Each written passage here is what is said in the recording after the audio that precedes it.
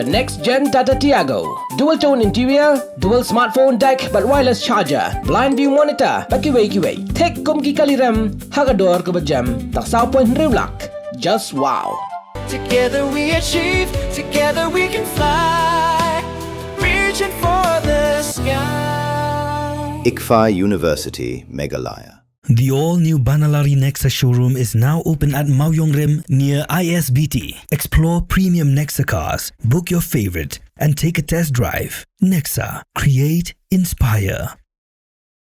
Menteri ke Sorkar Jelau bakmi ia katanat puli putih ubak lak kemen rembui hakah nyau teri unailah raja penriau ula pentep baka Sorkar Pdeng kala Pyllait ia bahak Pisa nak bentaban Siew ke Tulop jong pena Jymmang hadu upena jeliu arja penriau syaki Nonghikai school SSA habakaran syakila patai kubor ubak rembui ulaya thu baki Nonghikai ki dang yo ia ke Tulop nak bahak balabai dak Sorkar Jela nadu upena yong arja penriau namar baka Sorkar Pdeng kampat Pyllait ia ke Pisa.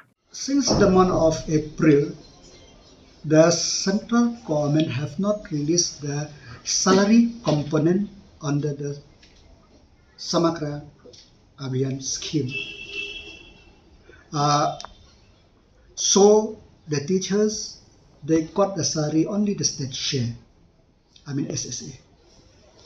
So on the 22nd and 23rd, the meeting of education minister is there in the river. I attend. I speak on this issue. I inform the government of India. I inform Pdeng, education minister, that in Meghalaya we only release the state share for the month of May, June, and July is ending.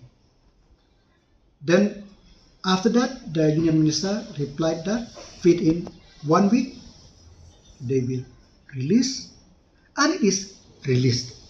So the government have released to different district. So this portion of those sari of pending sari of central share for the month of May, June, July, in due course of time, the teachers will get.